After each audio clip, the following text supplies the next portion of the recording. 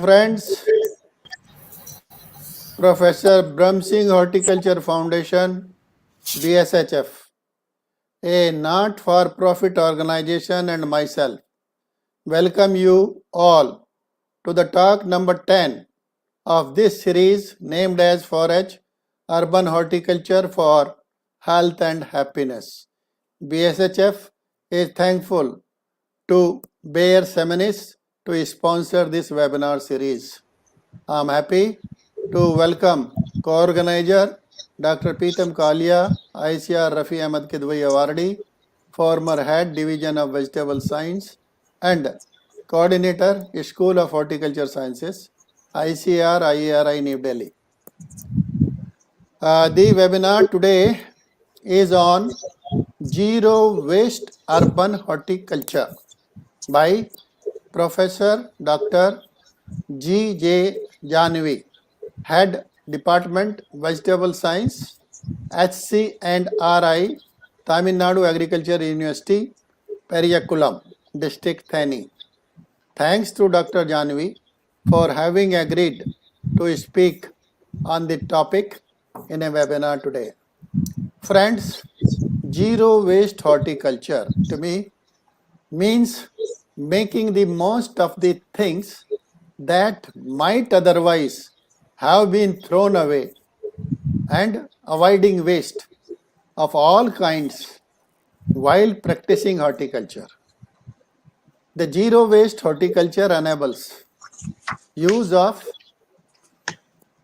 waste, reduce waste, and again recycle the waste and avoid rot. So waste is to be utilized. And since Madam is going to talk about the zero one, let us see. Zero waste horticulture can be an eco-friendly way of horticulture, focusing on conservation of all resources. It ensures that nothing goes to landfills and incinerators, and that there are zero waste discharges to land, water, and air or atmosphere. The popular and desirable mandate for which progressive people globally are working is circular economy. And a circular economy implies reuse, sharing, repair, refurbishment, remanufacturing, and recycling to create a closed loop system, minimizing the use of resources input and the creation of waste, pollution, carbon emission. And that's what the zero waste horticulture, the madam is going to talk about today. The zero waste horticulture, waste is reduced in this zero waste horticulture, the waste is reduced to the minimum, and that minimum according to madam is zero. Dr. Janvi will be highlighting possibilities and progress on zero waste urban horticulture in general and efforts made at her university in particular. Friends, question can be raised in chat box, which will be answered after the talk. Now I request Dr. Pritam Kalia ji to formally introduce the speaker. Dr. Kalia ji, please. Thank you, sir. Good evening, everyone. Most respected founder of Professor BSHF Foundation. Today's speaker, eminent speaker, Professor Dr. Janavi, who would be talking on a very lucrative title or topic, Zero Waste Horticulture. And the learned viewers who are looking forward to hear Dr. Janavi, who has graduated in the year of 1991 from Horticulture College and a Research Institute Tamil Nadu Agriculture University, Coimbatore, and post-graduated from the same university in 1994. She specialized in plant tissue culture of horticulture crops, has done her master's and doctorate on in vitro culture studies in tomato and vanilla. She joined Horticulture Research Station TNAU Kodaikanal as assistant professor, and she is a recipient of Master Fellowship of Israel, through which she did her part of PhD from Israel.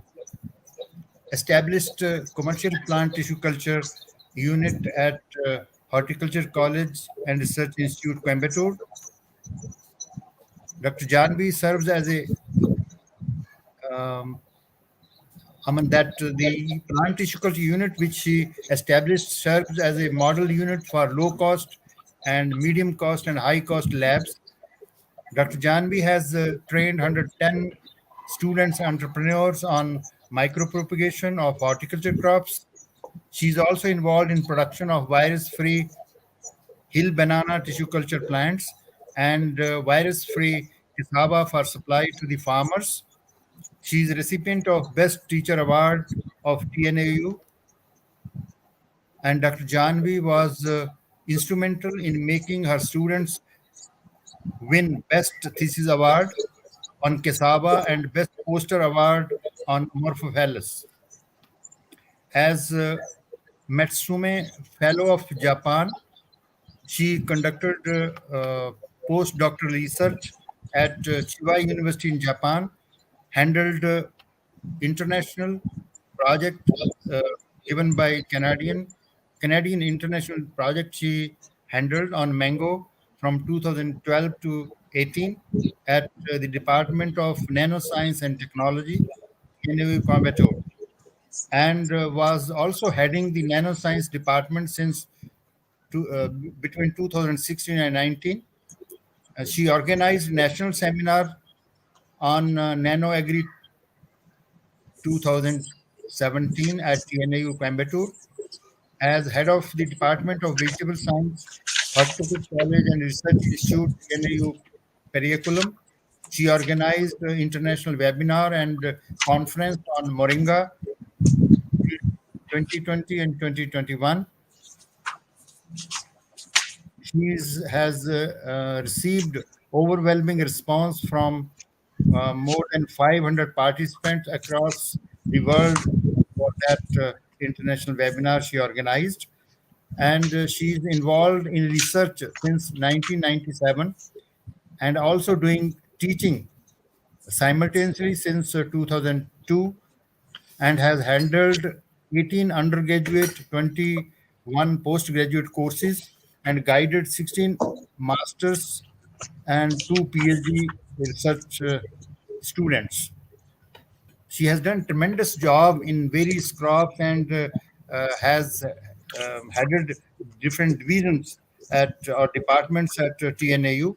She is very much learned and has played lead role in various crops in our university, and we are looking forward. So she is holistic in horticulture, and it's very nice that she has chosen the topic of zero waste urban horticulture. Particularly, she will be talking about. So, and the viewers are also looking forward quickly to listen to her. Therefore, without wasting much time, I would invite her to take the floor and deliver her talk. Thank you very much, sir, for your broad introduction. And good evening, viewers. And my first respect to the most respected Padma Shri Dr. Brahma Singh, sir, founder, BSHF. And I'm very proud that he's very active at this age and motivating all the youngsters across India in agriculture, horticulture, and and my respects to him, and the co-organizer, Dr. Pritam Kalia sir, the former head Vegetable Science IARI, whom I know since the 6th Indian Horticulture Congress held at Coimbatore, and the co-organizer, Dr. Rajan sir, the former director ICR, and my dear friends who have joined in the Facebook or YouTube or who have joined online in this site, and my dear student friends, if at all any have joined, I am really happy to welcome you all for the lecture on zero waste horticulture, which is in my mind for quite some years. And I'm thankful to Brahma Singh sir, who was in touch with me for the past 1 year, making me to give some like moringa, and now I am to give the zero waste horticulture. Yes, maybe the topic is a very common topic I have chosen, which is the need of the day. Yes, all of you can agree with me. The zero waste horticulture, so the term implies no waste. Yes, waste is not important. How best we use the thing to make is the best. That is the waste to wealth is the topic I'm going to speak upon. So under horticulture, we have wide array of crops, maybe fruits, vegetables, spices, plantation, flower, means any medicinal and aromatic, whatever we handle, it should be holistically used, whether it's a root or a shoot or a fruit or a flower, entire thing, there is a wide potential. Yeah, there is we have to accept, and if you work on every crop need to be a university, that much we have wealth. So India is really a blessed country to have the biodiversity is vast, and we have the tropical to separate every region, and all the fruits and vegetables. Unlike any other country, we are blessed with a wide climatic conditions, and the agroclimatic condition makes it feasible to have enjoy all the fruits, vegetables, flowers, and whatever horticultural crops we can say. Yes. What we have done so far, we were concentrating more all these many years, maybe more than 50 years, more than almost nearing a century. We are concentrating more on standardizing the fertilizers, irrigation schedules, and pruning and training practices, mainly with focus on the yield and quality. Yes, we have done a tremendous work. We have to appreciate all our predecessors have given us guidance to improve, to have a sustainable life. We are really now we are in surplus. We are enough. We have produced enough. But at the same time, our soil health, everything has been a bit affected. So at this juncture, it's time to think about the how to utilize the surplus, that is the glut, which goes as a waste. Even many of the farmers are calling and asking. They sell for 1 rupee a cart load of radish. So such an environment has come today. The situation is so. We all must know the pandemic, COVID has taught us a very good lesson. Yeah, how to use our natural resources. We are blessed with.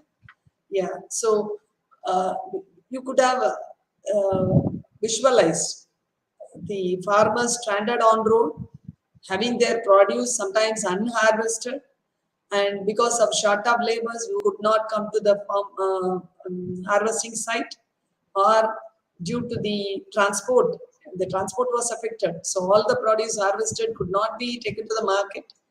So many hurdles we could come across during the COVID. It has made us learn a lot in this past 2 years. So now, what is needed? The need of the hour we have to think about. So far, we have lived in the comfort zone. No pandemic, no calamities. Even if calamities comes, we go and address that time and then forget. That was happening. It's now we have to focus like a defense personnel. How they are alert all the time. All the time, the defense personnel are alert to save the country, face the war, and never wait for any calamities to come and attack. So we who work for the farmers must be prepared for any pandemic or natural calamities with all sorts of solutions. So one such is now the zero waste horticulture. Yes, we have to be, there are many graduates still unemployed looking for jobs. They have to have the mind of innovation. So the zero waste horticulture can be made more successful if they are very innovative. The minds must be motivated, and really, really, we must appreciate all the government of India is taking efforts to motivate the students from the schools to have such innovations. So this from the beginning of the 21st century, if we had prepared ourselves, it would have been better. But yet not the late. We can just start now thinking about this, joining hands with the stakeholders or region-wise, crop-wise, or whatever wise we can do a wise research, so that the entire horticulture, what we breed, that is from tip to root tip, from the shoot tip to the root tip, everything can be made as a product. So value addition, that is the circular economy. Circular economy, we will deal, I'll tell about that later. So the word waste is not at all a waste, it's in our perception. So we have to work on it. So to make zero poverty and to make our country zero malnutrition, we horticulturists should work systematically with a systematic planning, segregating crop-wise activities, and to focus more on this sector of horticulture. Yes, that is making the product high value addition of every part of the plant is very important, whether it is a herb or shrub or a tree or whatever, maybe seedling, anything can be. So to make make the country incredible India, that can be possible very shortly if we work with a systematic planning and executing with defining the crops of the zones and products of the region. So to focus, coming to the title, now I come to the title. Yeah, we can speak making wealth of waste. You can share your PPT, madam. Yeah. You can share your PPT. Good. Yeah. Good. Now Very the topic. good. Could you see, sir? Oh yeah. Make it full screen. Yeah. Excellent. Yeah. The zero waste horticulture will make a tremendous growth in the country at all economic levels. That's most important. At all economic level, it will have a big impact if we start conducting research in this way. So, so let me give a brief idea of what I'm going to speak on in this another half an hour to 40 minutes. Though I have a lot of information to share with you all, maybe a bit of constraint, time constraint I had, and I have made it a very brief. So some of the information are still missing, I could not incorporate, but anyway, we will at least initiate this conversation with all of you so that many can come along. Yes, the status in India, the FVW is nothing but the fruits and vegetable waste. What is the status in India? And how they become the source of nutrients and bioactive compounds. Though we have made products out of fruits and vegetables, the waste is again a source. The advanced approaches in the waste utilization, and some of the things I have listed, many I could not. And one interesting is the bioelectricity out of the fruits. That is the waste which we throw as a waste. And the next one is some novel industrial applications and the flower industry. It's the biggest wealth of India. So how best we can make a bioeconomy and how the fruit, vegetable and flower waste play a biggest role in the circular economy to make a sustainable bioeconomy of India. So I'll be speaking on this with this brief outline. Let me get into. So India wasted over 68 million tons of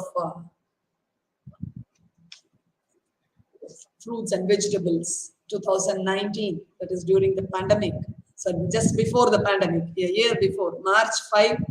So this report is done during 2021. The Food Waste Index report of 2021 from UNEP and WARP said that 931 million tons of food waste was generated during 2019, which is equal to 61% of the household, which came from household, and 26 from the food service and 13 from retail. This suggests 17% of the total global food production may be wasted. So this is a rough equation. And the weight roughly equals to 23 million fully loaded 40-ton truck, bumper to bumper, enough to circle the earth 7 times. It's an interesting information from the UN agency, how much we are wasting.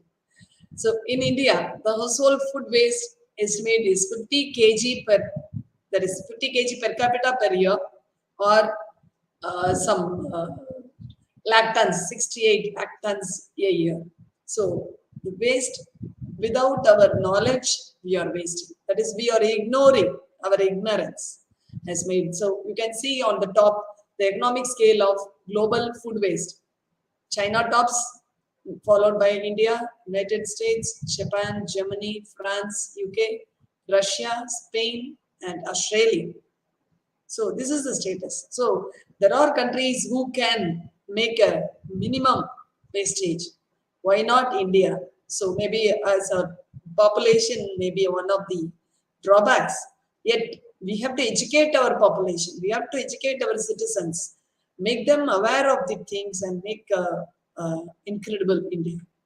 Yes, between 2000 and 2025, it is a survey report states the waste composition of Indian garbage will undergo the following changes. That is, the organic waste, which is 40% now, will go to 60 by 2025. Whereas the plastic from 4 to 6, metal from 1 to 4, glass 2 to 3, and paper will go from 5 to 15. We say paperless communication everywhere, all EE, but still you can see 2000, the 5%, 2025, it's going to be 15%. So this is the status. It's alarming, and we have to do a wonderful further research. Yeah, everybody knows India is the largest producer of fruits and vegetables. At the same time, the waste, think about the waste. Equally, as we are leading, our waste also leading. The waste generated from fruits and vegetables are bulk and in organic, it's organic in nature, contribute a major share in soil and water pollution. It's the alarming thing. Proper disposal and handling of these waste can help reduce pollution. Same time, here comes the cyclic economy. Be a source of several useful and commercially viable byproducts. It's very must. The organized processing of waste can help farmers achieve higher income. The doubling the farmers' income, we speak a lot about. So this is one way. Unless we chalk out the strategies to make it happen, the farmers' income can be double, triple. We can. Yeah, the gap between demand and supply. What is the gap between demand and supply? There is a huge gap because of the enormous waste during the post-harvest storage and handling. I can say 40 to 50%, still 40% is India's post-harvest losses during processing. According to the recent estimate, around 18% of India's fruits and vegetable production, worth rupees 133 billion, is wasted annually. So the number should really prick us. So how best this can be made as a product? Just imagine, vice versa, if it happens, India will be the wealthiest country in the world. In developed countries, 40 to 60% of production is processed, and thus what happens? The wastage is reduced, providing wastage in very minor, and they make it a product. Whereas India, the otherwise, our consumption is fresh. Most of our consumption is fresh. The processing is minimum. That is 1.8% of the horticulture produce is processed by the small scale units. We don't have very big processing units because our consumption is very less as we take the fresh produce. And also there is no control method of waste disposal. And at present, what is the status? The processing waste is considered to be negligible compared to the processed fruits in the developed countries. Amount of produce being processed low, as we in India, it's happening. And the data indicate that the larger is. Keep it on it. Keep on it. Yeah, thank you. So the data, I'm sorry for the interruption. There is an error in the slide. The data indicates that large-scale industry process waste into, everybody knows. All the waste, first thing we have in mind, compost. Make it as a compost. Yeah, there are many ways to make it a compost, enriched compost, and aerobic, anaerobic, all methods. Everybody knows. I'm not going to touch about them because everybody knows the waste goes to a dump, and now everybody is educated to the level compost making. So biogas, bioethanol, biofuel, everything is now next stages of production we are in India. While from the smaller industries, most part disposed of as a municipal waste disposal system are just discarded near their processing unit, which will give a foul smell and make the pollution again to the entire environment. Neither organized system nor awareness among people in India, and hence the importance of collection and disposal of the biodegradable waste which have high organic matter is not existing. And the concept in India, the concept of use of waste for purposes other than cattle feed or compost. So already we know cattle feed and compost, we always do that. The waste immediately we think of either making it a cattle feed or a compost. So what next? So use of waste for some high value purposes. It's not a small purpose. It should be having a high value. So what are all those high values? Yes, it is very much available with the waste. The advanced approaches for fruit and vegetable waste utilization. The first thing is substance characterization of the waste material, and then optimal recycling and application. We must know how many times this can be recycled and how best, that is the reduce, reuse and recycle. It's the concept of the cyclic economy. So the 3 R's. We have to reduce the waste. We must know how to reduce the waste, and then how to reuse it with the waste, how the waste can be made into a high value product, and then how it can be recycled, how many times, optimal times. So this is how the cycle revolves around. So the fruits and vegetables, we'll speak about some of the very important things which is going as a waste. So the fruit and vegetable source of fiber, oil and other useful products, and seeds contain the bioactive lipids and polyphenols.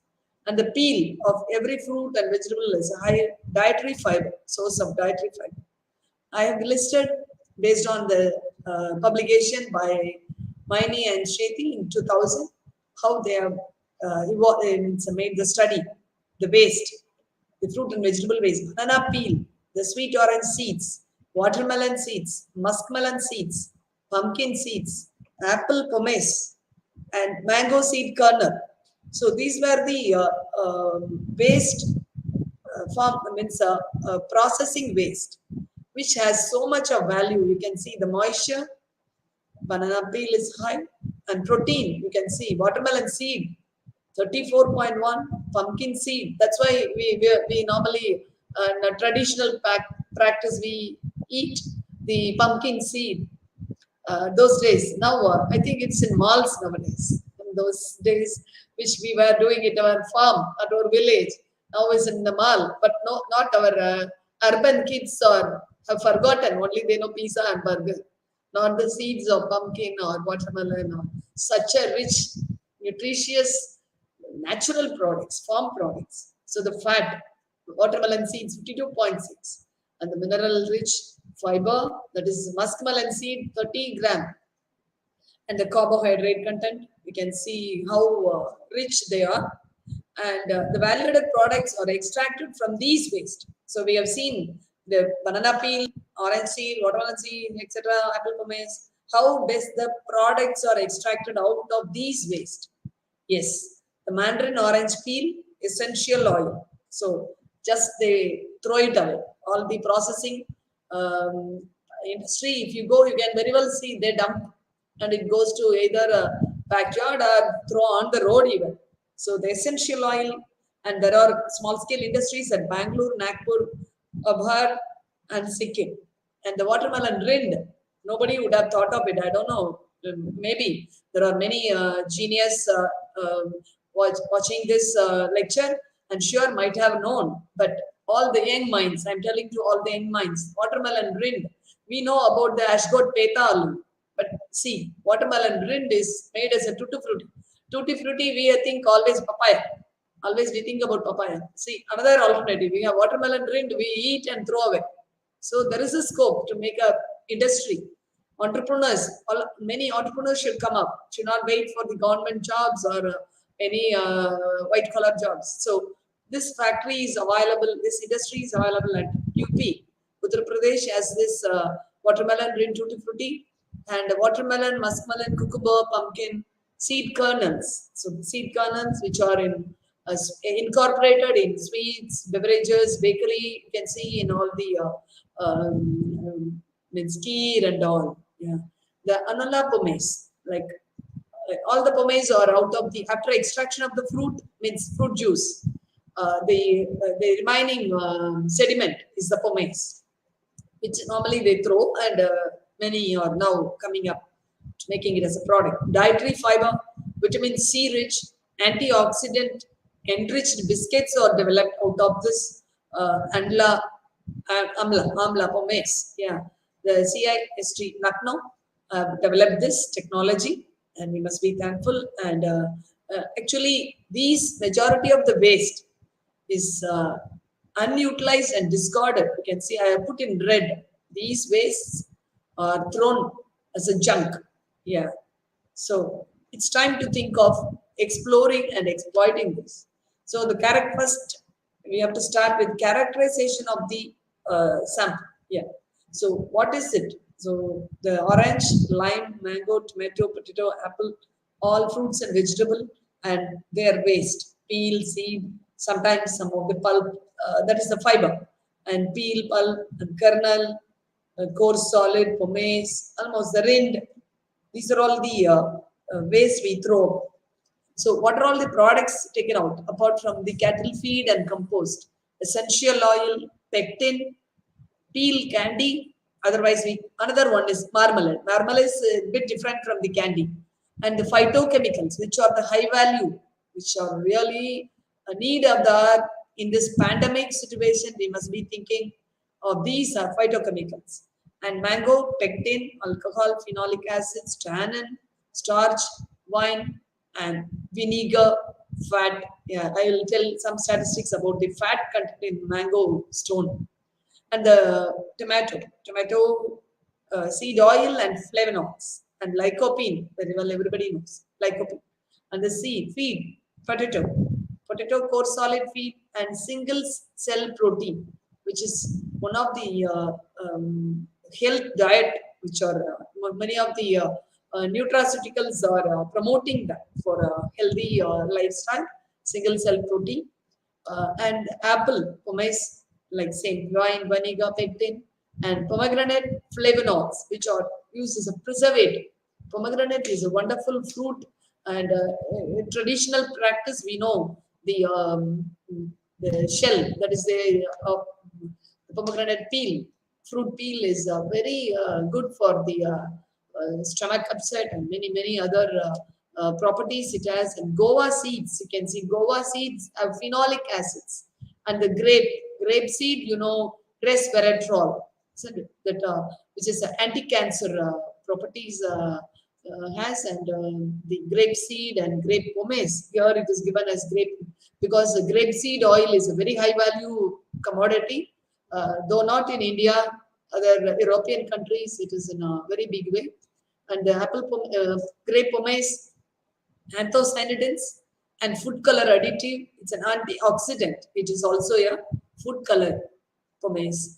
And watermelon rind, dietary fiber, food additives, similar carrot peel and pomace. So this is some of the introduction about thing. And the source of pectin. Pectin industry is huge in India. So the India imports 160 tons of pectin worth for its processing industry. Mainly pectin, we extract pectin when we think about it, citrus peel and apple, guava are the main resources for the pectin. And even the apple pomace, after extraction of the juice, they use it to extract pectin. And the presence of up to 30% pectin in the dried residue, what we throw as a waste, has 30% pectin in the dried residue matter of whatever we throw in our country. And if it is rescued and we start exploiting the available pectin, our import of 160 ton can come down to maybe 60 ton. We can make 100 tons for. And the tropical fruit, another important fruit, which is the passion fruit. The passion fruit, you can see the pulp, we say the seed, everything is taken. The rind, the shell, it's called the shell. The shell remains, you can see here how thick and very attractive, and it has large amount of pectin. So the mango peel, what we throw away after extracting the pulp or squash or whatever leather maybe, it has a high amount of pectin. So the pectin industry is one of the biggest industry what we have to think of it. And the market, you can see here, the pectin market size is forecasted to reach 1.1 billion US dollar by 2027, after at a growth rate of 4.5% between these 5 years from now onwards. So it's a everybody knows it's a structural acidic heteropolysaccharide extracted from the cell walls of fruits and vegetables, and it's a jelly like, and everybody enjoy jelly. A high concentration of galactonic acid with the sugar acid from the galactose, and when heated with the liquid, it expands and form a gel. And pectin, an excellent thickener and gelling agent, and it is applied finds application in lot of industry, food and beverage, pharmaceutical, and personal care and cosmetics. Nothing to tell more about pectin, everybody knows. And what is the impact due to COVID-19 on pectin? The adverse effect of the COVID-19 almost abrupted the supply chain and heavy disruption of the market due to the various lockdowns throughout the world. The demand for food and beverages industry was in great turmoil due to lockdown, whereas the milk and dairy products was permitted then and there, and almost it was allowed to operate in a reduced phase. But the pharmaceutical industry was working in a full swing. Yeah, everybody was dependent on the vaccines and medicines and all the, so the medical field, the pharmaceutical industry was fully operated and saw a very good, very high growth during this COVID period. Whereas the pectin market was down during those, that is the food processing was less. However, now the situation is normal and it will grow in a very steady phase. Next comes the candied peel, like marmalade. The peel also can be candied. So that is one industry. I need not talk much about this. The candied melon, the watermelon skin, like tutti frutti. We can think about all melons. And it's reported that it's a substitute for sultanas in the baked goods. Yeah, it's almost like a raisin. So you can make another competitor for the raisin industry in the baking. So candied root vegetables is whenever the seasonal, some are seasonal. These root vegetables are seasonal, and we have to harvest the best by having a candied root vegetable is another market. Next comes the source of oil and fat. The stones of many of the fruits, stone fruits, and even mango. Some fruits contain appreciable quantity of oil and fat, which have a specialized market for culinary, perfumery, and toiletry applications. The mango kernel contains 12% fat, and a study states that 30,000 tons of fat can be produced from 0.3 million tons of dry mango kernel every year. It's really a huge quantity.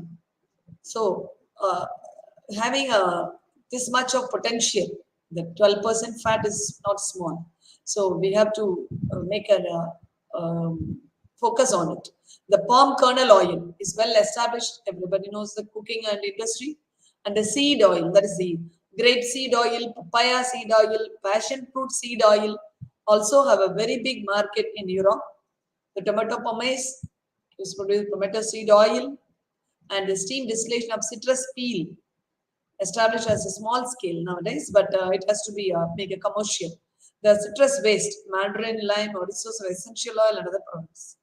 So it's possible that when they sell a small food processor, if knows that these are all valuable products, if we can make a market of seed, stone, peel to a larger oil processor, it can really make a wonderful income. So this is how the income generation, this circular economy. So making a waste into a wealth, additional income for a small scale fruit processor. So the source of means starch and dietary fiber. The mango seed kernel, banana pseudostem, potato peel. So banana pseudostem, now it's a big industry, like the fiber, which is in textiles and a lot many, even the bank checkbooks are made out of these banana fiber. There is a specialized, the first quality goes for that. The checkbook paper production, and the other next level, all the paper industry and also the fiber. Even many of the garments have come as the bio garment, and it's really wonderful that many industries are coming up. And also the potato peel, but the content of starch vary with peeling process also. It's not the same in all. The peeling process, what method we apply to extract the peel also play a major role. Sometimes more of starch, the pulp comes sticking with the peel, that it is different. And sometimes very thin, there will not be anything, just a peel. So that's how it differs. So the potato steam peels contains 28% starch, while the aberration peels 51. The steam peel and the aberration peel. There are different methods when it comes along with the pulp. So the resistant starch can be obtained from mango kernel, banana peel. It's not a simple starch. There are grades of starch. Some are resistant starch. So mango kernel and banana peel are the best for this. And the dietary fiber. Dietary fiber, apart from starch, we have wonderful for that. Especially beans, the vegetable bean. We just throw away the garden peas or a bean or a French bean, not French bean, the butter bean, all the shell we throw away. So the high crude fiber content of the fruit and vegetable residue. All the beans we can, butter bean, broad bean, yard bean, everything. And the orange peel, mango peel, soybean and wood hulls, the fruit pomace, grape pomace, suggests its utilization as a crude fiber resource. So these are all the components rich in an enrichment of different products. Along with this, fortification, food fortification with the crude fiber compounds, thus raise the dietary fiber uptake, which is beneficial for human health. The fruit fiber of better quality than the cereals. Fruit fiber is much having a quality than the cereal fiber due to the higher total and soluble fiber contents, lower phytic acid content, clonic fermentability, and water and oil holding capacities. All these makes the fruit fiber stand on the top than the cereals. So the carrot pomace, besides being rich in crude fiber, is also rich in provitamin, color, natural acids. So the apart from fruits, vegetables, also all the bean, garden, the peas, beans, all the shell we throw away. We take it to cattle. So that can be made as a crude fiber, dietary fiber. And there is one interesting everybody might have known or maybe new for somebody. The use of peanut. I am bringing agri crop here, but to make the forum know, those who have not known must know. The pro trays. We have the plastic pro trays everywhere in the modern horticulture practices. So it's a plastic again, and it becomes brittle at times when you handle recycle 2 or 3 times when it is exposed to sunlight. So now a biodegradable pro tray, that is the use of peanut shell, which goes as a waste. We eat the peanuts and throw away the shell, and that is having a wonderful property, and it is very sturdy to substitute plastic pro tray. So 100% biodegradable part that also benefit plant with their nutrients. When you irrigate the nursery plants, that nutrients also gets into the rooting media and the plant growth is enhanced. And the peanut shell scavenges heavy metal also. The peanut shell has a capacity to scavenge heavy metal in the soil and water. And the onion peel removes the dye. Not only onion peel, orange, there are many fruit and vegetable peel which has a property. Some have insecticidal property, some have nematicidal property. There are a lot of information I was about to incorporate, but I could not, I'm sorry. Anyway, some I have. The preparation of phytochemicals, apart from all these oil, fat, pectin, the phytochemicals. Olive pomace. Olive, though not much cultivated in our country, it has a property, the nematode controlling agent for tomato. Nematodes are controlled by the olive pomace, and the mandarin peel flavonoids are fungistatic in nature. And we can apply these to control naturally without any chemical fungicides or pesticides or nematicides. The limonoid from the citrus peel and seeds, it finds a very big application, especially as an insect antifidant in many of the agriculture crops. So focus to explore nature is very important. So living with nature is the COVID has taught us. So the preparation of wine and vinegar. The next commodity is wine and vinegar. So almost all the waste, fruit, vegetable, which are moist with a high moisture content. So have been developed using the super critical fluid extraction technique, and such products include ethanol, methane, lactic acid, citric acid, enzymes, and food ingredients. Many can be made out of these waste products also. So some of the root candy, the root vegetable candies in different forms. You can see the beetroot slice, which is candied, and cubes, some of the diced root vegetable, for making it available throughout, and also for the working women working today. The fast life, urban life is very fast, and everybody wants ready-made, ready to cook. So instead of cutting and peeling, they can buy this processed. We are adapted now. We are adapting to the ready to eat. Yeah. So the circular economy and sustainable bioeconomy. Maybe I can complete the others and come to this point at the last. Yeah, wood. Talking about the wood, our Brahma Singh sir was insisting me to talk about the root. Yes, I was also concerned much about root than any other part of a plant. Yeah, the root plays a major role. The density, the area it occupies is as much as the canopy. So we have to be careful in disposing it off. It's very tough compared to all other products what we were talking about. So the root industry, the European countries are chopping all the roots and drying on the sun, spreading the whole orchard and incorporating in the field. That they say the microflora, the microbial load in the it's replenishing these wood.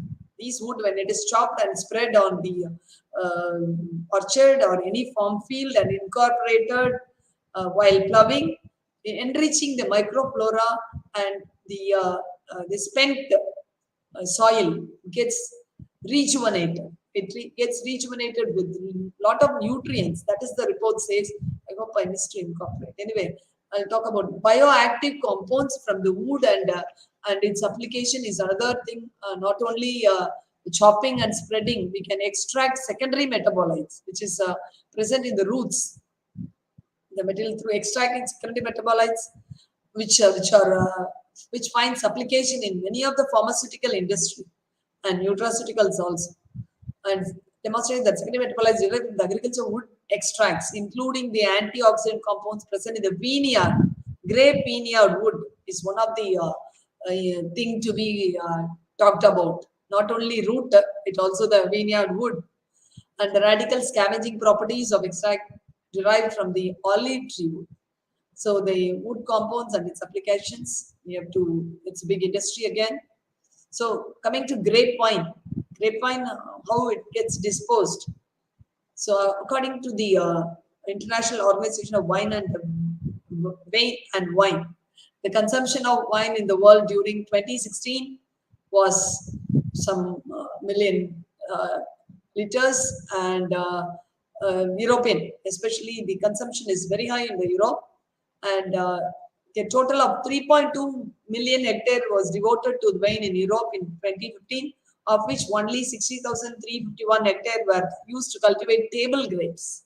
So their attention is more on winemaking, that is 78% for winemaking and minimum for the table grapes.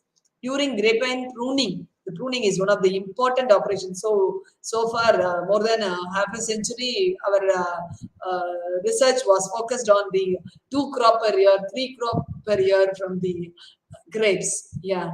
So the grapevine using, when we go for the wine production, the grapevine cane, the vine shoot, otherwise called, are major byproducts. They are the byproducts, which with around 2 to 5 tons per year per hectare, which is a huge amount of discarded wood. So what are all the bioactive compounds present in the grapevine waste? So a high content of carbohydrate with a total concentration of a huge 44,200 milligram per kg dry weight basis, and suggest to where it goes. The hybrid particle boards are made out of the grapevine cane waste. So many might not have known about this product in its application. The grapevine waste can be applied in the wood making, particle board making. So that disposal, farmers who are struggling to dispose their vine waste can think about loading in the wood industry, where the all the furnitures or any other things are made. The cane too have a significant concentration, apart from carbohydrate, potassium, phosphorus, calcium, iron, magnesium, and zinc. So it still has nutrients. So this can also be explored. So the compounds in grapevine cane, or the phenolic compounds, the most valuable is stilbenes.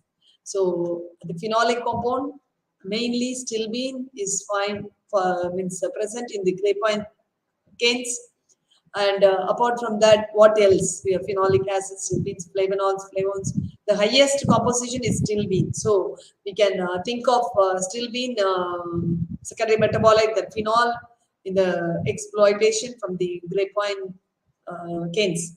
And those with the highest concentration, catechin, quercetin, and captaric acid. Apart from these, there are other compounds, valuable compounds, catechin, quercetin, and captaric acid.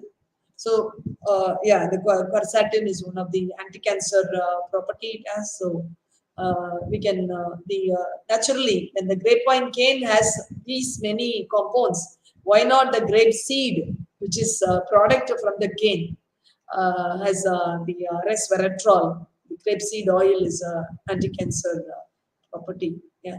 Next, Moringa root bark. So the root bark, not only the root. So naturally, when you want to extract the root bark, you will be cutting off the root, which is cardiac stimulant, anti-ulcer and anti-inflammatory agent. The bark has so much of potential. The alkaloids like morphine, morginin, minerals like calcium, magnesium, and sodium are also present in the bark.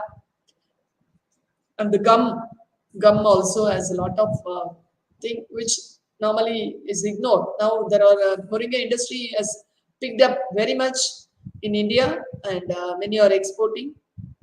The alkaloid present in the bark has helps in has anti-ulcer property, anti-ulcer property. Cardiac is a cardiac stimulant, and it relaxes the muscles so much. The bark oil, there is an industry I can name, Miracle Tree at Madurai. They are extracting oil. There is maybe hundreds of products they are doing, putting up the coil for the relaxing the muscle. And this is one pictorial representation of bioactive compounds present in the olive, in grapevine, nuts, stone fruits, palm fruits, and citrus fruit wood waste. So you can find here the olive tree here, and here the grapevine and the nut tree, almond and chestnut, etc. And here you can see the stone fruits, and here you have the plum, apple and pear, and here is citrus. Its role is very high. Citrus role in industrial means, insecticidal property. So as much as possible for the biopesticides. Now we are in the day, not only the soil has become unhealthy due to the chemical fertilizers, the atmosphere is also polluted by, and many kids even, which are growing in the farm environment, village environment, also going to the cancer centers. It's a pity.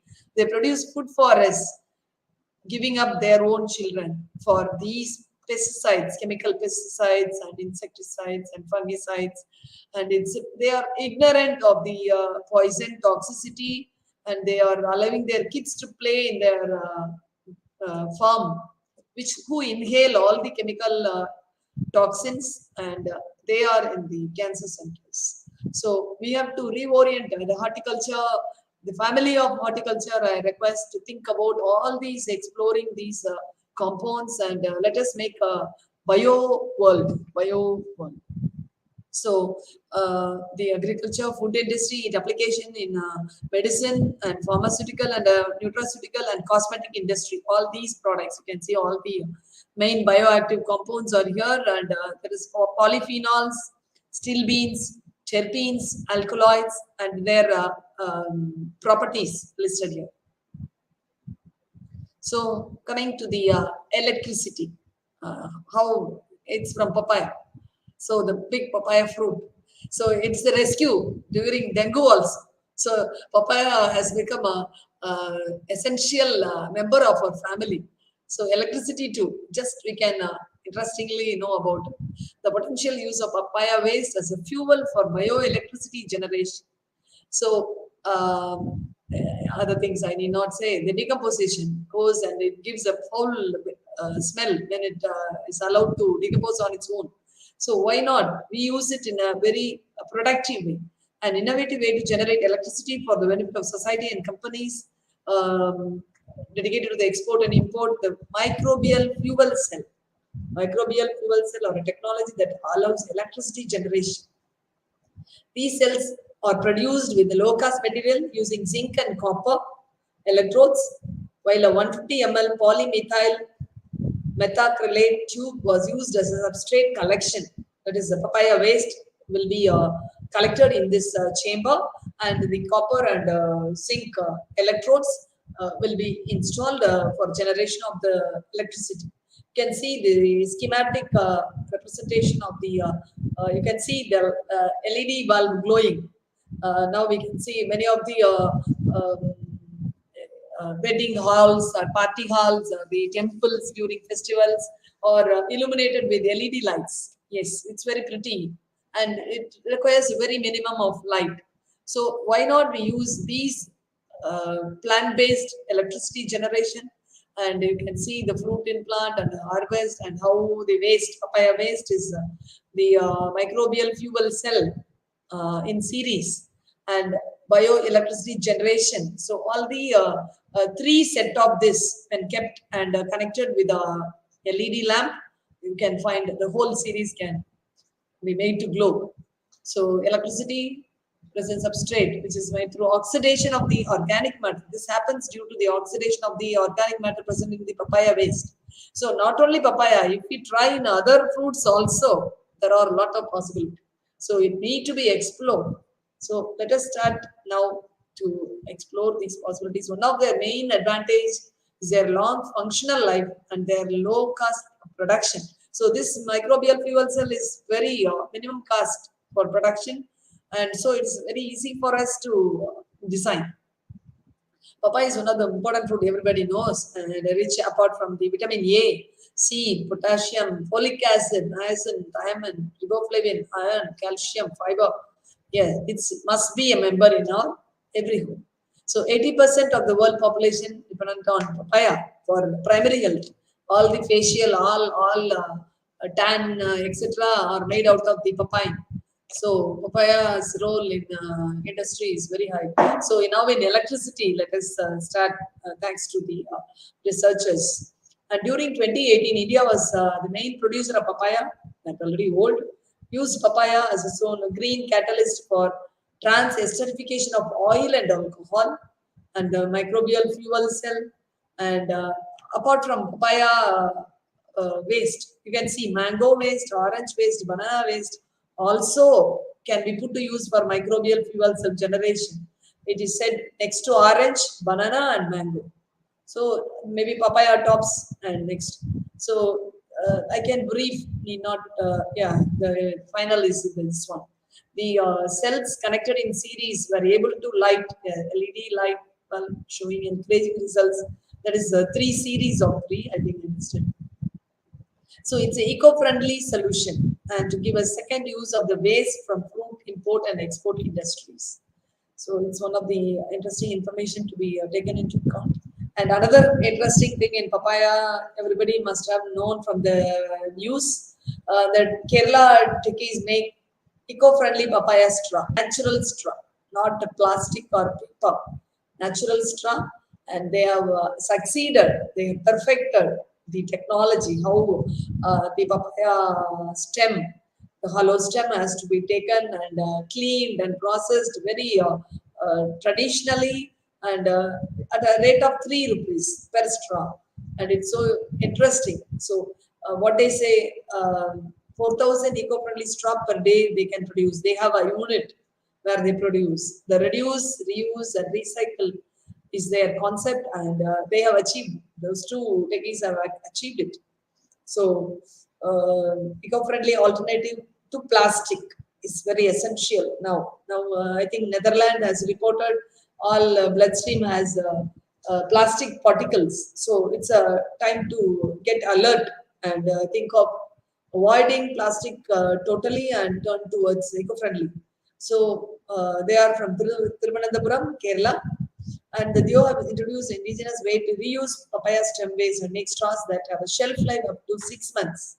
And the stem papaya that you can see, they have a collective farmer, 40 farmers were grouped and a total area of 300 acres exclusively for procuring this stem for a straw, for the natural straw. They are dedicatedly cultivating, and it's really very interesting and an innovation by the kids.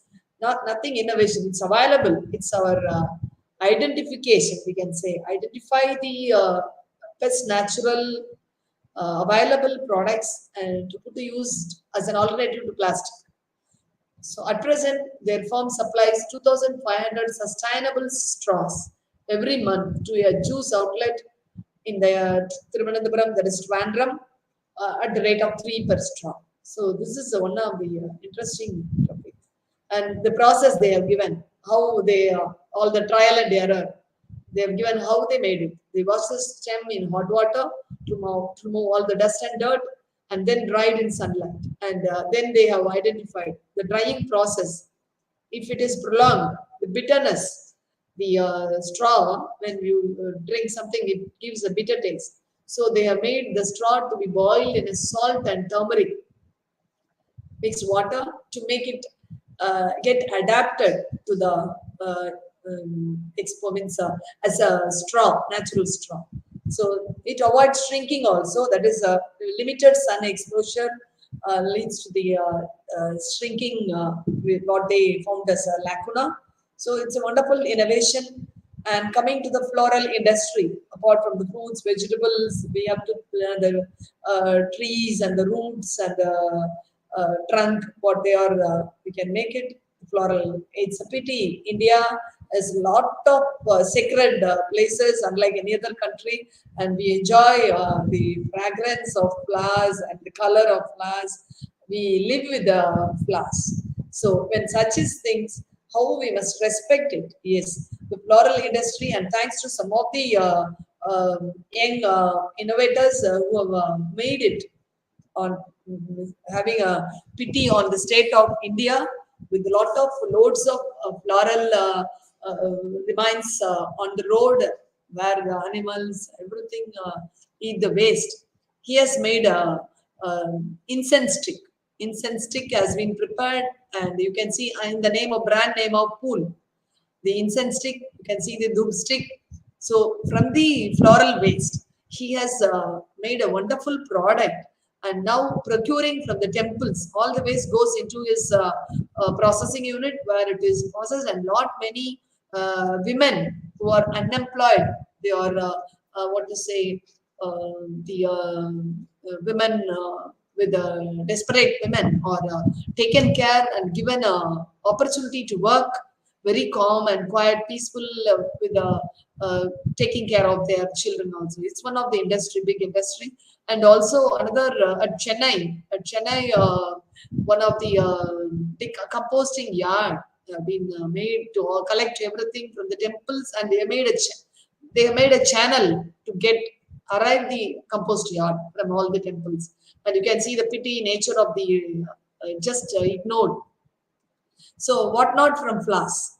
The floral color, both for edible and the non-edible, and the organic acids, dyes, pigments, and for various textile industries, biogas, biofuel, bioethanol for electricity generation, scent for incense and dhoop sticks. Yeah, it has a flavor. It's inexplicable to tell about Indian flavors and fragrances. So we are blessed with the tropical condition, enhance the flavor content, unlike the Europeans. So they call India a magic world. Yes, all my friends abroad tell me, oh, you are from magic world. Yeah, we have to really make India a magic world by warding off all these waste on road to make a product. The wax and essential oil from the aromatic flowers, and the source of handmade paper also. Paper also made out of these waste flower chunks, which are thrown into the river to totally pollute the water. And the food products as nutrients and additives. The rose water also from the floral waste is water. And finally, all others will go to the compost.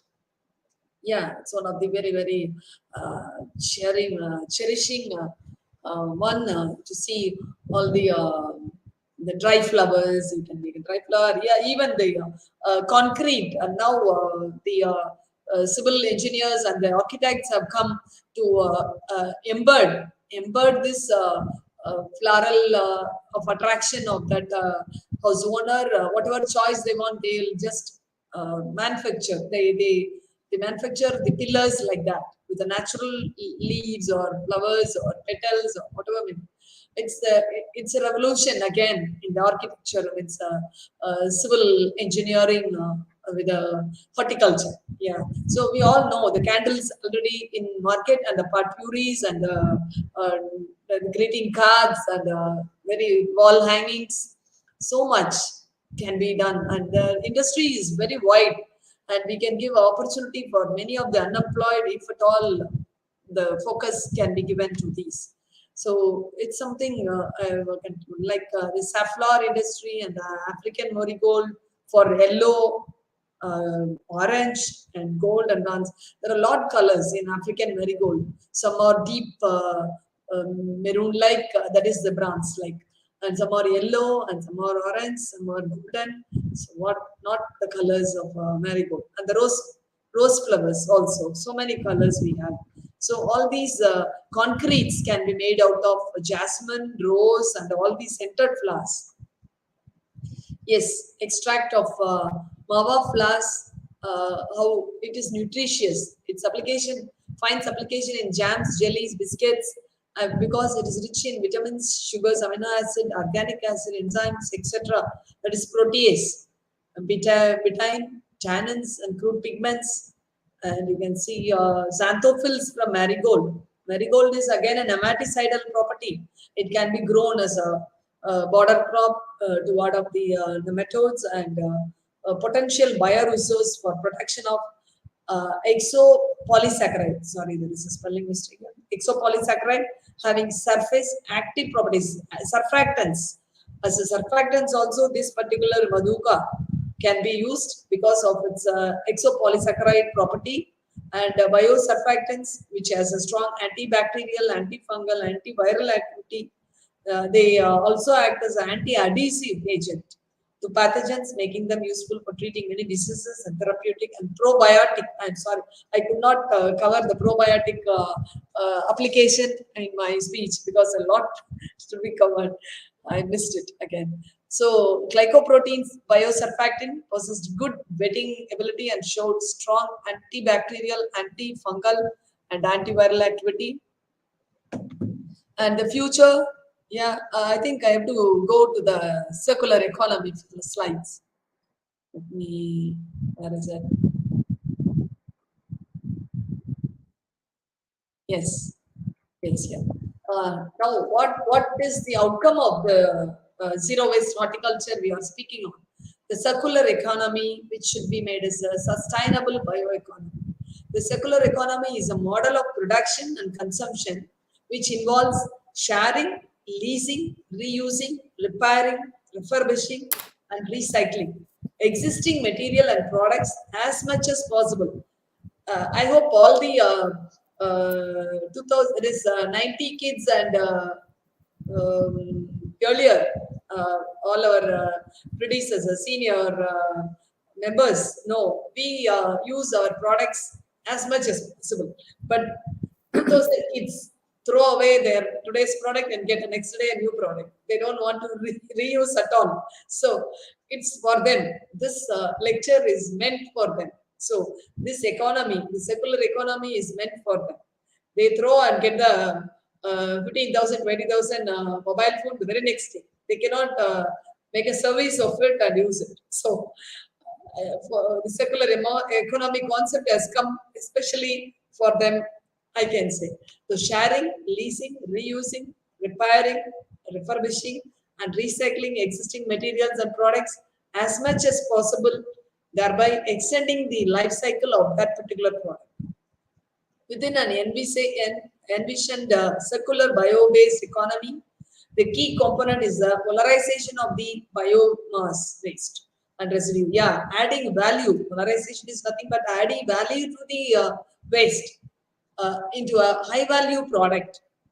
And in practice, it implies reducing waste to the minimum. Yeah, so that is the reduce. Reduce is the first term in the hierarchy of the R's, 3 R's in the concept of zero waste horticulture. The reduce the waste, and then the reusing and recycling. So minimizing the waste is the first concept. When a product reaches the end of its life, its materials are kept within the economy wherever possible for the reuse and recycle. These can productively used again and again, thereby creating further value. The European Union is said to transition from a linear economy to circular economy.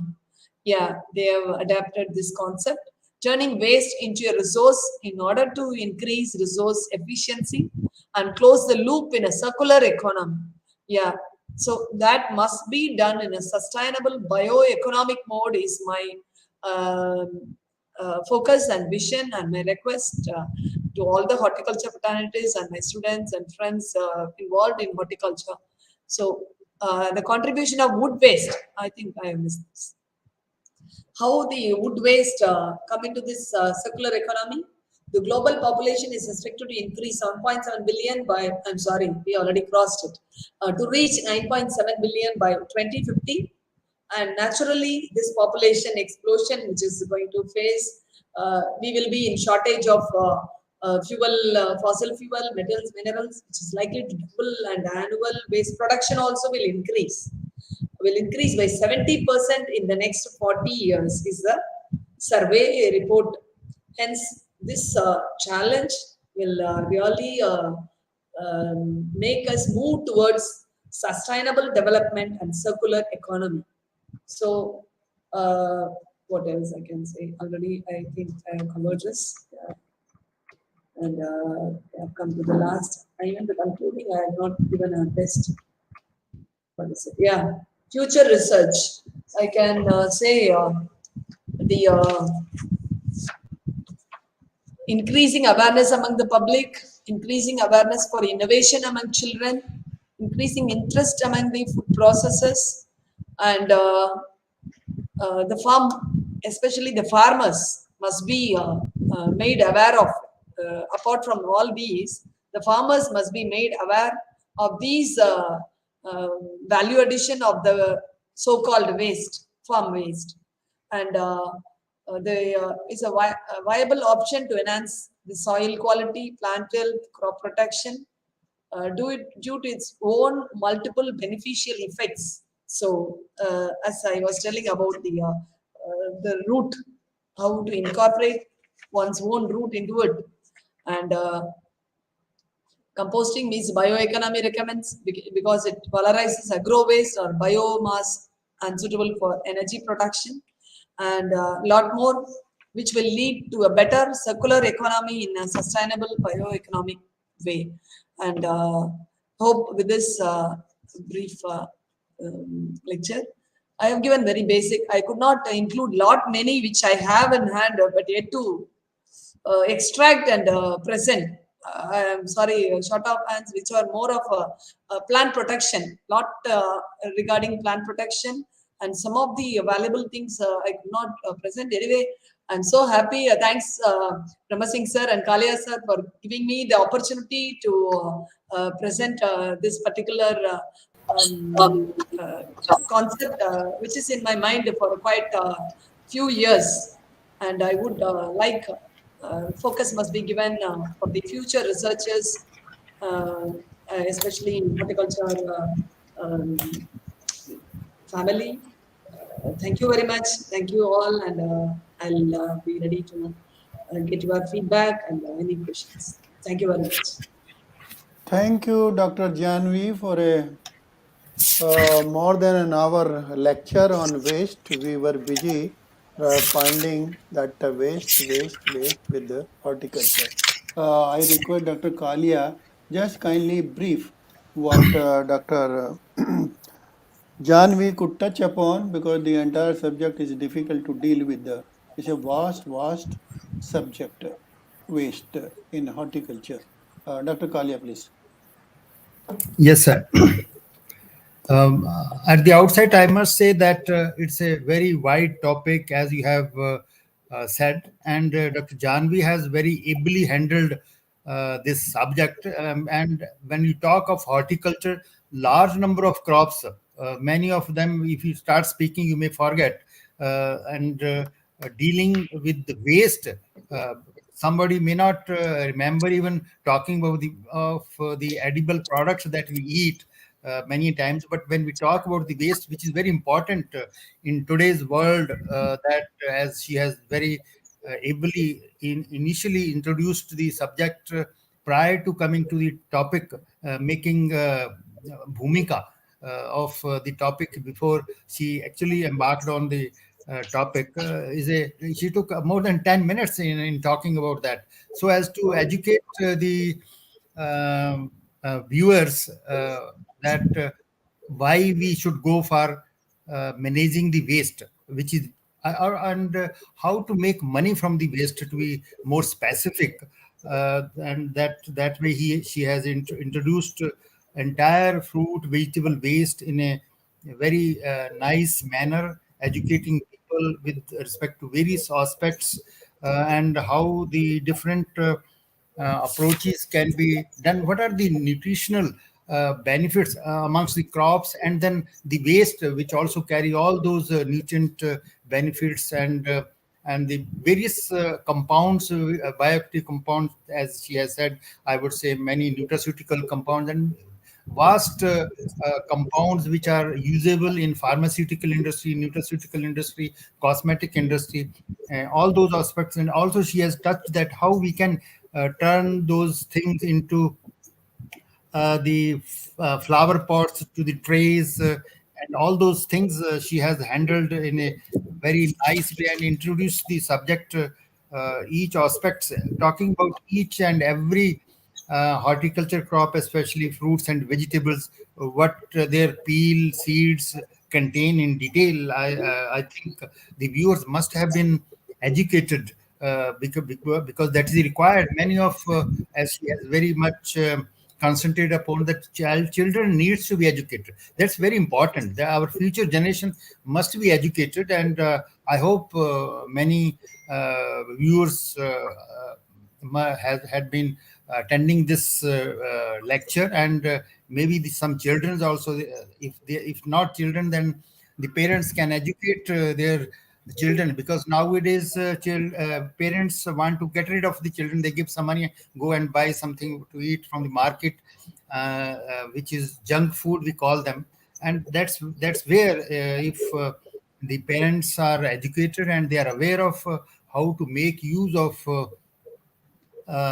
these different types of fruits, and also how industry can develop from the waste, utilization of the waste material, which is in fact a gold mine of various things, and a lot of industrial development which is required in India. Present, we throw everything uh, without taking into notice that what it contains for the future, how it can provide entrepreneurship to the young generation, the educated community that is developing. So, with respect to that, educating people with respect to different nutrient which can be developed, and value added products can be made from the waste itself, and various compounds which can be extracted and used for developing capsules or various other things which can be used at a later stage. Dietary fiber she has talked about in a much emphasized manner, and also she laid an emphasis on the source of starch and dietary fiber, as a resistant starch can be obtained from mango kernels and banana peels. Then preparation of phytochemicals from olive pomace as nematode controlling for tomatoes, which is very important, of course, as a biopesticide, and limonoid components, preparation of wine and vinegar, root vegetable candies for the children. This could be better option rather than the chips or the other junk food that they take. And circular economy also, she has twice touched this topic, which is very important, how we can go in for the circular economy aspect, which is important as the contribution of wood waste to circular economy and sustainable economy, which she has highlighted in a better manner. And also that from the papaya waste, the stems of papaya leaf can be used for making bio papaya straws, which develop entrepreneurship, and also say no to use of plastics, which is important. And also many bioactive compounds she has talked about, present in olive, grapevine, nut fruit, stone fruits, palm, citrus fruit, wood waste, etc., and which are useful for cosmetic, nutraceutical, and pharmaceutical industry. And also that papaya waste and any other waste of fruits can be used as a fuel for bioelectricity generation, which are very futuristic sort of aspects, which has a lot of potential uh, for the future. And also, she made a mention of the bioactive compounds from grapevine, which can be grapevine can waste, which is useful for particle boards. And the grapevine is also important from phenolic compounds point of view. And there she mentioned that still beans is very important. And apart from that, quercetin, which we have in onion, and it's very important anti compound that we have in waste. So we can extract these from waste and can make use of these uh, compounds for various useful utility for human beings. I think she also talked about that many things that she just touched, that biopesticides, biofungicides. I mean, totally the biopesticides can also be made from these uh, uh, waste that she has mentioned, which is important. And moringa root bark, which is very important, she has mentioned, has a lot of potential from alkaloid point of view, like morphine, and health properties. It has various health properties, minerals, and we know that she has been talking about moringa in the past also, and today we are aware of that. Every part of moringa is useful and usable, and is a gold mine from health compounds point of view for us. So I think we have had a very nice talk from the floriculture point of view, that as we know that we waste a lot of flowers during our worships in temples.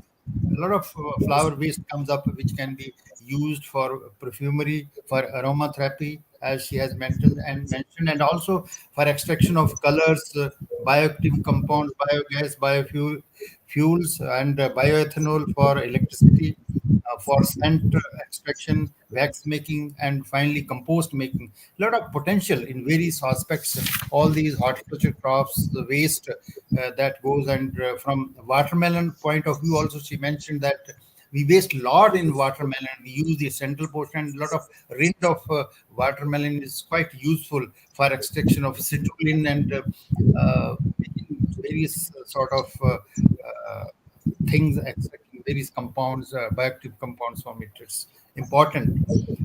So I think, and finally, that the message she gave, that we need to inculcate awareness amongst our population, and especially children, and that also this presentation might have created some interest amongst food processors how to go for it, and that can lead way to the circular economy, which she has talked about in detail, how it can help in which she has said that it's sharing, leasing, um, reusing, repairing, refurbishing, and recycling. So that we need to, I mean, we have been educated with all the efforts that she has made and presented in her talk. And I thank her profusely for the wonderful talk and educating people in the different topics, that the usual topic and the usual talks that people deliver. Thank you very much. Thank you, Kalia sir. Thank you.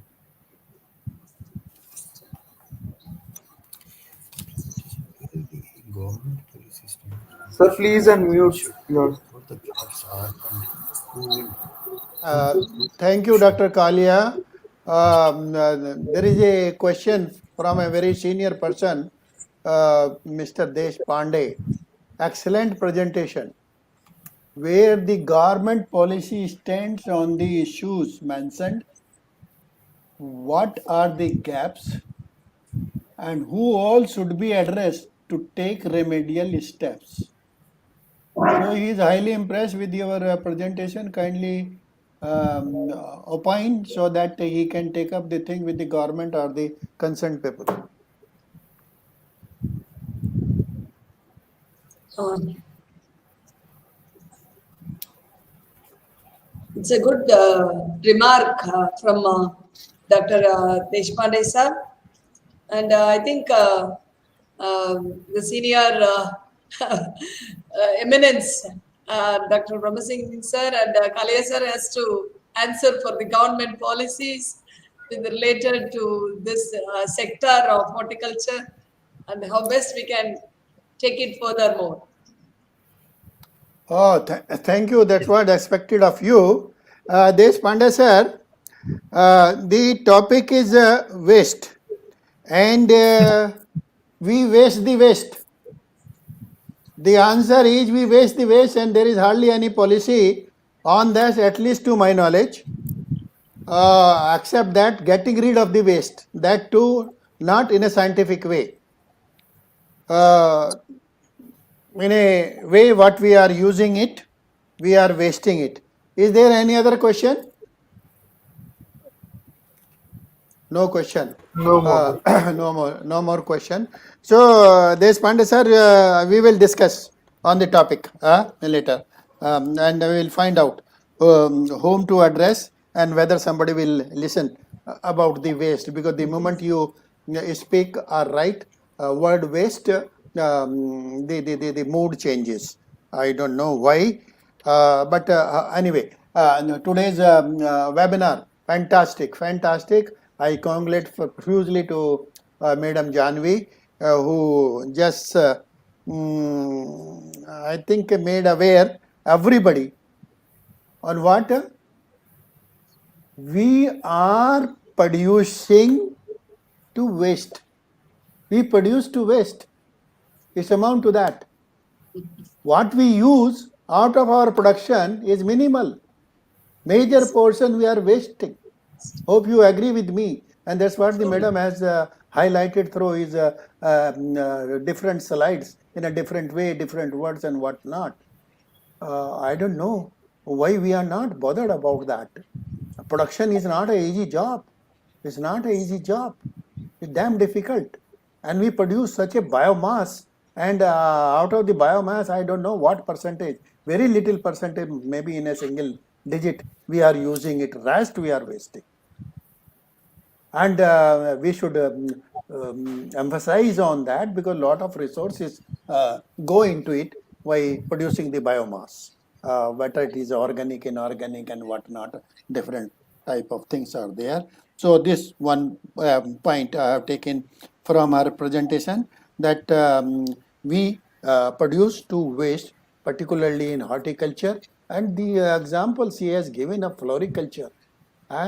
Floriculture, yes, we please the God, but the product, what happened to the product? The product, neither the God is taking nor we are taking it.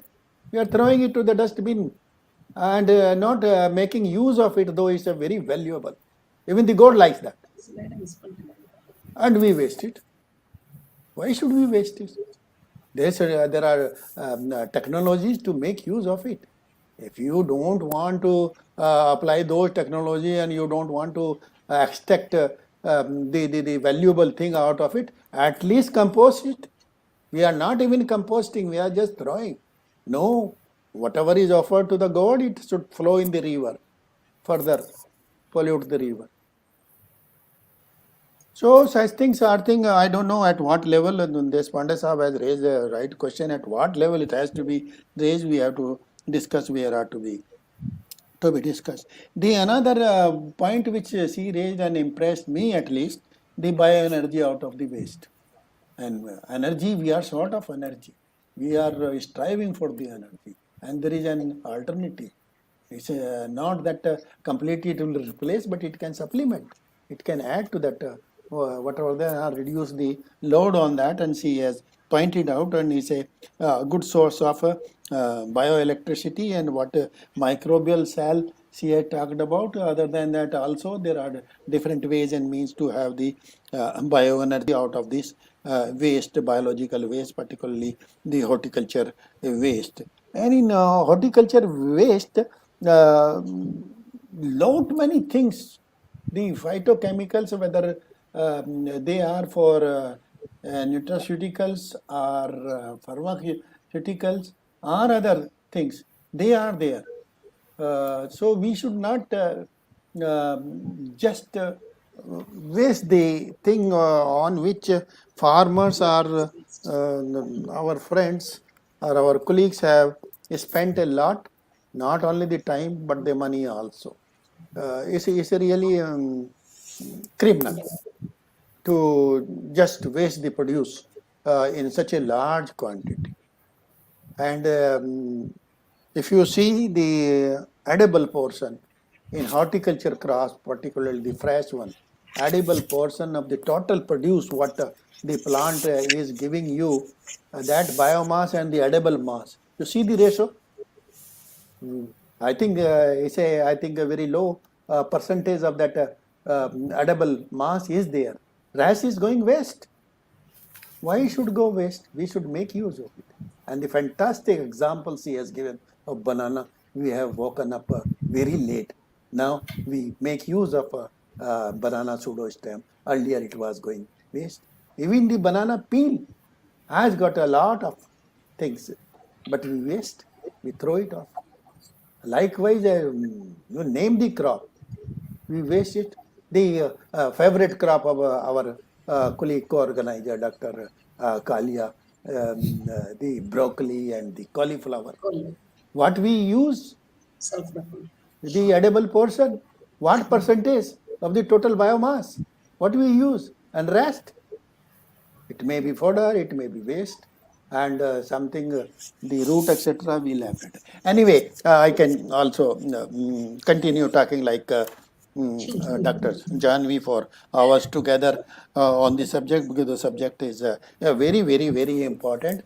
And our job was just to stimulate the thinking of the public and the government. I think we will discuss with Deshpande Saab how to approach, because he knows how to approach the government. He has got a knack of it. So we will discuss with him. The talk was fantastic. I again congratulate Dr. Janvi and all those who helped her, if at all somebody has helped. And I'm thankful to Dr. Kalia to nicely moderate the talk. And I'm thankful to the, I think, Subbam and Miss Pinky, those who have, though they will never come on the screen, but they are operating the screen, they are making the thing to go. They are the person behind the screen making the show to go on. I'm thankful to both of them. With these words, I thank the viewers and everybody from the core of my heart. Hope you had something today from the talk and think over, not or minimize the horticultural waste.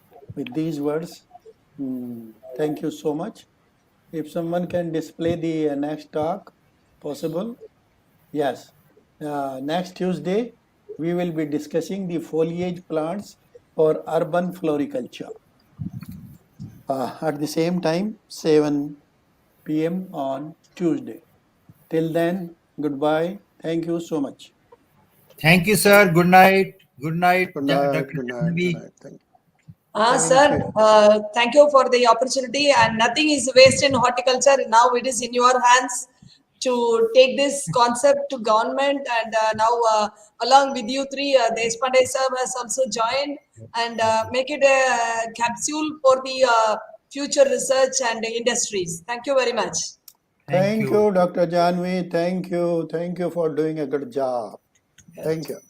Okay, I'm signing off. Okay.